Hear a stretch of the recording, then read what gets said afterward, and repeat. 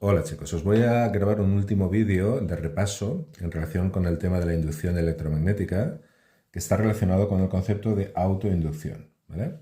Como el propio nombre indica, autoinducción es el fenómeno de inducción de toda la vida, pero aplicado al circuito que genera el propio campo magnético, ¿vale? Aquí os he puesto un pequeño diagrama en el que veis un circuito C por el que circula una corriente I con el sentido que tengo dibujado aquí, ¿vale? Con esta flechita. Y eso va a dar lugar a la aparición de un campo magnético cuyas líneas de campo pues, tienen un aspecto parecido al que os he dibujado aquí, ¿vale? Entonces, estas líneas de campo magnético van a dar lugar a un flujo a través de la superficie del propio circuito. Esto ya lo hemos hecho en algún problema, ¿vale? En realidad no es nuevo, solo quiero introducir un poco de notación y terminología que va a ser útil para los problemas y una expresión específica para el caso del solenoide infinito, ¿vale? Entonces, bueno, como os estaba diciendo, va a aparecer aquí un flujo, ¿vale? Un flujo sobre la superficie, como digo, definida por el circuito mismo. Si cambiamos esta corriente, cambiamos el módulo del campo magnético, pero no su dirección y sentido. Las líneas de campo no cambian, solo cambia la longitud del vector tangente a ellas en cada punto, ¿vale? Bueno, ese cambio de corriente, como digo, induce un cambio en el módulo de B que origina un cambio en el flujo. Y adquiriríamos a través de la dependencia de la corriente con el tiempo, el flujo pasaría a depender del tiempo. Y obviamente, ya que el campo magnético es proporcional a la corriente, pues es de esperar que el flujo sea proporcional a la corriente misma, ¿vale? Si duplicamos la corriente, si la corriente aumenta en un factor 2, esperamos que el flujo aumente en un factor 2, ya que la superficie es igual, la orientación de los vectores campo magnético en todos los puntos de la superficie sigue siendo la misma, y lo único que ha sucedido es que ha habido un cambio en el módulo. Recordad que el flujo infinitesimal es el producto del módulo de B por el módulo del diferencial de S por el coseno del ángulo que forman. Y aquí lo único que va a cambiar si cambia la corriente con el tiempo es el módulo de B. ¿De acuerdo? Por lo tanto, esperamos esta proporcionalidad. Cambiando la corriente, cambiamos el módulo del campo magnético y por lo tanto cambiamos proporcionalmente el flujo. ¿De acuerdo? Entonces, este coeficiente de aquí se denomina el coeficiente de autoinducción.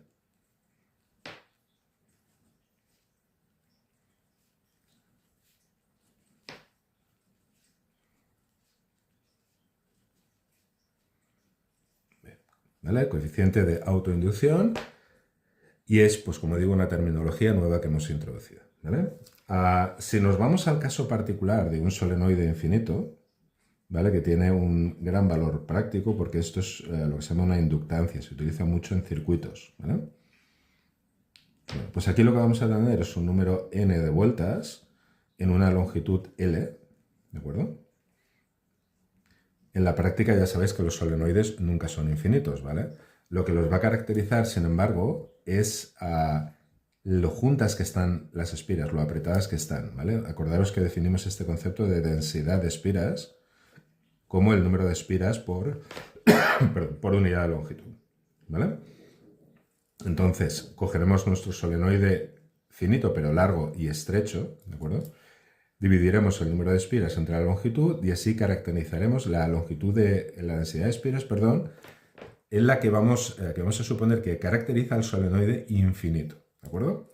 Vale. Y si recordáis, utilizando el teorema de Ampère, dedujimos que el módulo del campo magnético, las líneas de campo magnético son paralelas al eje, ¿eh? Cuando el solenoide es infinito, son tales que sí. Si no, tienen cierta curvatura, ¿vale? Pero nos vamos a interesar en este modelo idealizado en el que las líneas de campo son paralelas al eje del cilindro. En ese caso, el módulo del campo magnético es el mismo en todos los puntos interiores y viene dado por mu sub 0 por n y por la corriente, ¿vale?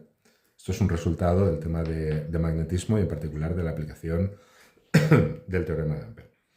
Perfecto, pues si nos calculásemos el flujo a través de todas estas espiras, lo que tendríamos que hacer es multiplicar el número de espiras por el flujo en cada espira, ¿verdad? Y el flujo es simplemente el valor del campo magnético, mu sub 0 por n, y por i, dejando que ponga la i aquí más adelante, ¿vale? Porque aquí lo que hay que hacer ahora sería multiplicar por la superficie de una espira, ¿vale? Y voy a poner esa superficie aquí, ¿vale? Insisto, el número de espiras, esta parte de aquí es el campo magnético, y para calcular el flujo a través de una espira hay que multiplicar el campo magnético por la superficie de una espira, ¿vale? Y el factor este, insisto, porque es el flujo a través de n espira.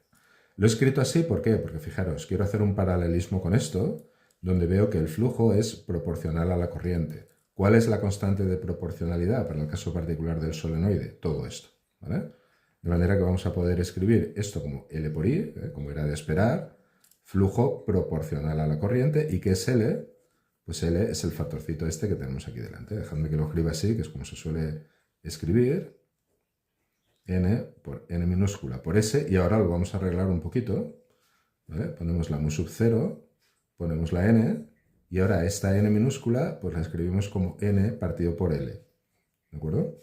Y luego multiplicamos por la superficie, ¿de acuerdo?